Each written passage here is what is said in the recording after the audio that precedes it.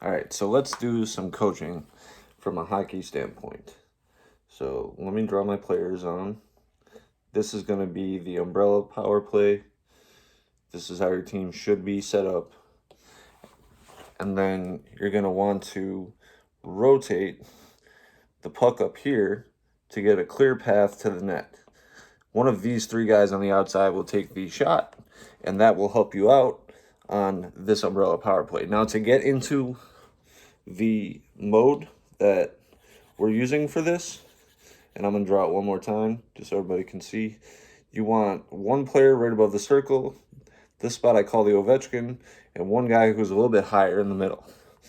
Then your two players at the bottom, their jobs are to scoop the puck out of these areas in the corners and shoot it back up to one of these guys so they can continue this umbrella. Shot here, shot here, shot here, shot here. That's a very easy power play, and I love using it on people. My second favorite is the overload, which will look like this. And I'm just naturally assuming that this is a 5-on-4 power play, standard power play. And your headman here is the guy at the hash marks, and he can shoot it up, over, back down, and back in front. This guy is your goal scorer on this play. He sits in front of the goalie or he screens the goalie. He's looking for any rebound so he can hammer him right home. So a little more insightful there. That is the overload power play. You will see the most of this used. But you can also set up 2, 3, 4, 5. You can set up a sweet give and go to this guy in the corner here. And then this guy moves in. And then that creates a second guy in the front. And now you have two guys charging the net. And that's where you want to get that puck in the goal. Now, what that looks like on the other side, same thing. Two zones. You got your Ds, like your point guard. You know, it's probably going to be a center or a wing. It helps to be left-handed shot on that side of the ice, and then you got your guy in front. You're going to move the puck around with these 4 players and then try to get that shot in. All these are your shots. This guy is actually like the tip of the umbrella. He is one of the more important parts, just like the D at the top, because he can instantly move.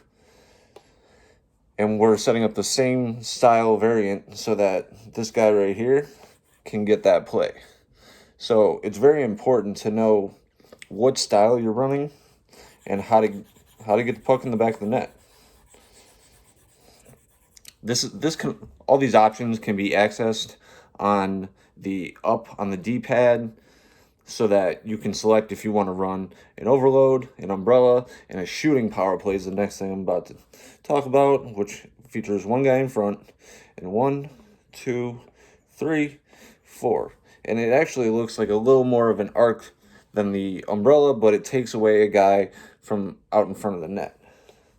And these guys will shoot the puck around, just looking for that perfect pass or shot to get it to one of these guys. And hopefully your guy right in front here, he's ready to go hammer that puck right in. So this is more of like the style of coaching that I received through my time, or somebody would draw it on the glass and give you the information this way. Now, I really like having the forwards right here on an overload. It gives you a great cross-reference to the corner. Get this guy moving. Get him the puck and shoot it in. It's very clean. It's a good way to play. And the last thing I want to talk about from the overload perspective is cycling. So when you cycle the puck stays generally right about here. And this guy that's in front, he's going to end up moving over to here. This guy's going to move down, and this guy is going to move in front of the net. But this continues to go. Sometimes if the puck can't move and it's stuck here, these players will just continue this. Maybe he won't go that far out. Maybe he'll come into the circle, and you will create what we call a cycle. You can do this in both corners. 1, 2, 3. And we're just gonna, if I draw the arrows on here, you'll really be able to see how you want to get every player moving to create the cycle. We're going this way in this corner and into the corner on this side. And your outside hash man is always, this is your quarterback. I said point guard a minute ago, but I was meaning like quarterback. He's the one in charge of the offense and the style that you're playing. Now let me clear this, and I will set up a couple other things here. So the defense for this is this is the small box, where every player is almost on the side of the hash. And that's very good to have. I mean, you'll see it against all my favorite plays here. So if I set up my power play, now my power play team is in like peach. You have this spot, which I call the Ovechkin. These guys are just going to play some catch up here. And all the players down here, they're going to want that stick orientation to the inside. Oh.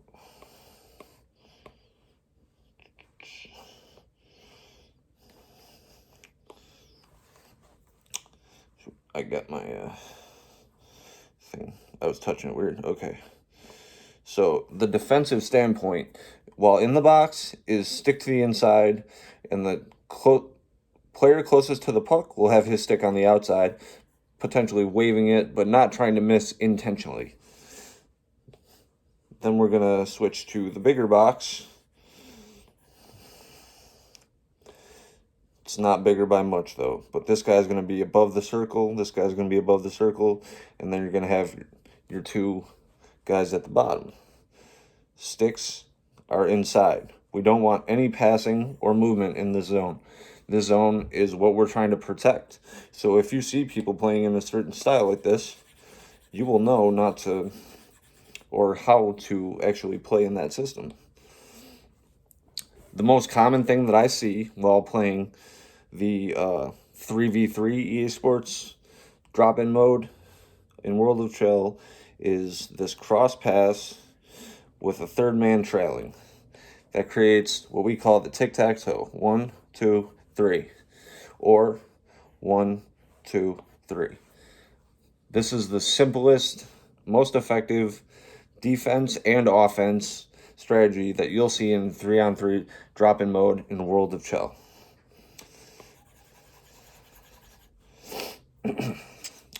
And then there's just a couple more things that I want to share. It's more of a standpoint of the way it feels for me playing hockey. This is something that I've always done. These are things that I beat people with these basic strategies way too often. And it's not like the strategies aren't there for you to watch and see what everything is happening. Just like I'm demonstrating with the whiteboard today.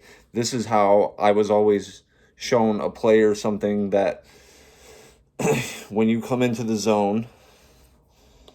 Oh, that's what I did. I took my... When you have your two players coming into the zone, your D-man is supposed to trail. He moves in, he moves to the back door, and he should end up somewhere around here when it's all said and done. Very good strategy. We're just trying to get this puck to the net. But this guy's going to have to stay back. He's your D-man. When you see blue up here, that means you need to cover. You don't blow that coverage because of the opportunity. When you blow that coverage, let me see what I do here. Okay.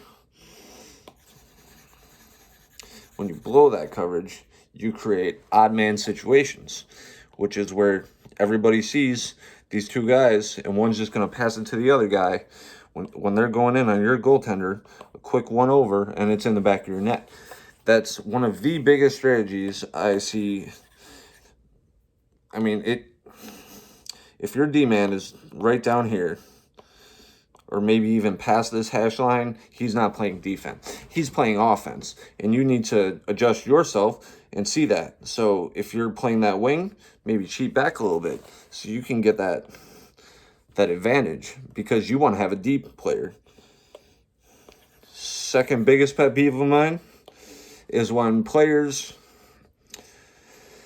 are breaking out of the zone. It's a very simple process. If you keep it behind, you should have your center. He should be moving out. This guy should break to him, and he should have a clear pass right into the neutral zone. This is day one stuff. But now I'm going to show you how to defend against that. This is called the trap. So you have your player in the back, this guy, and let's say your center is a little farther towards the inside. What we do is then we will have our first guy go here. Our second guy is going to cover this guy. And once he gets the puck, we're going to take these two guys and just smother them. That's called the trap. And you will see that it's called the two-man trap on EA Sports NHL. And the same thing happens in the neutral zone, where if the puck gets out to here and we don't have a lock on it, you can create a system where, I don't like this peach color. Let's go to like a red. There we go. Okay, so we're trying to just stop it so that he only has one option, and that option is going to be the boards. So he's going to take that puck to the boards, and that's where we're going to get him right here. That's the option of the weak side lock. That's the same thing too. On a weak side lock, we're anticipating these players. He sets up here, but he really shoots it behind the net over to his other boy. And he's waiting here so that he can hit that guy in the middle. But our defensive strategy is going to be where we actually have a guy sitting back here and our other guy sitting over here.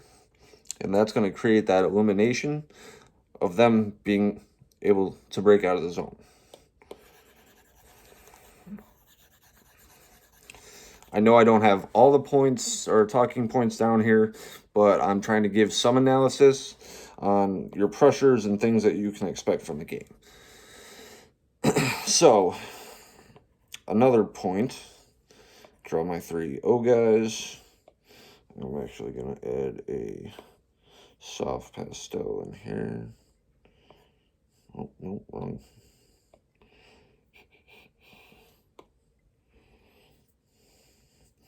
Okay, and now they're going to try and do this. This is the breakout every single time. It comes from the bottom up to the winger to center. And by then, that third guy, that other winger, he should be even farther. So if he wants to connect this, or skate it himself to the other side. But don't directly choose the boards, because you're going to run out of room to go. You want to be able to then take that puck in and execute some of these offensive strategies.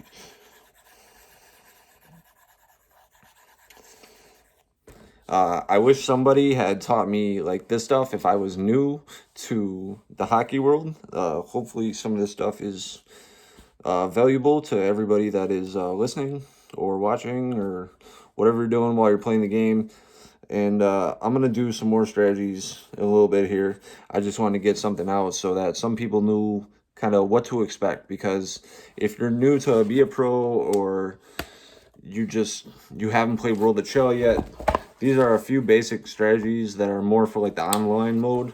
But you see on the ticker bar on the side of your screen, you'll see if you hit direction up, hitting R1, that'll increase your pressure. Up, up, up, up, that's an aggressive attack, a full-on attack, standard attack. You can change what rate your defensemen leave the zone to early, stay in, last man out, like things like that. it's very important to know what these strategies do, because if you're playing with a computer or computer teammates, you need to know how to set them up to do what you want to do. And that's very important in the world of hockey, is that they know exactly what to expect, because 9 times out of 10, if you practice with computers, they will do the correct thing. They will teach you the game, but it's not, they don't have like a player academy anymore. It's not really the same game. Like I said in the last video, it's snapshots don't feel the same. Slappers, toe drags, and wristers definitely feel more knowledge base, but they seem to be taking a lot of stuff out. So I just wanted to go over some basic strategies. If you guys have any questions, I'm just doing this for fun, to see like if anybody likes the feedback or just things I'm talking about, because none of this stuff is new. This has been around. I'm almost 30. This stuff has been drilled into my brain since I was like 4. You need to know the lock, the 2-man point attack, how you should have your defenseman, what offense you're running. And even if you pause the game, you can always check the strategies tab. They have man behind the net, they have crash the net, they have overload, and these are just basic 5-on-5 strategies. But a lot of people don't use them, and it makes them susceptible to weaknesses. And those weaknesses are exactly what I'm trying to point out today. In the fact that if I can do this I'll get a couple opponents that will give me breakaways and things like that. But if I'm not getting the looks that I want, I'll cycle the puck, I'll dump the puck, I'll dump and chase even. But dumping the puck gives up possession of the puck, which means I need to know that if their D-men are stepping right up to me as I enter the zone, that I dump the puck and get around him, because I know I have the speed for it. You'll run into some of these options in ones. You don't want to have a player that's easily knocked over if you can't possess the puck.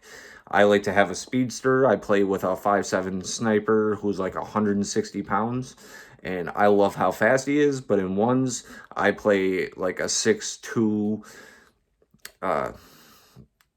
205 sniper, so that he's got some weight and some body to him. It makes him a lot harder to get pushed off the puck. Or if you want to be that guy, yes, you can build a Chara-sized player and just run into people, and it's not even a penalty. So definitely be on the look for that. That's something that you want to take into consideration with your player build. In my next one, I'm going to do player build, so I'm going to have my game on, and then I'll kind of show you what some of these plays look like in-game, if I can recreate the situations, and I will see you guys next time. So this is SpuddyJ18 here with some NHL tips and some real-life experience.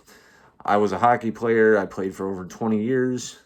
So that's just, I'm trying to bring that perspective to the video game world. If you guys do like that, please like and subscribe. I'm SpuddyJ18. Peace out.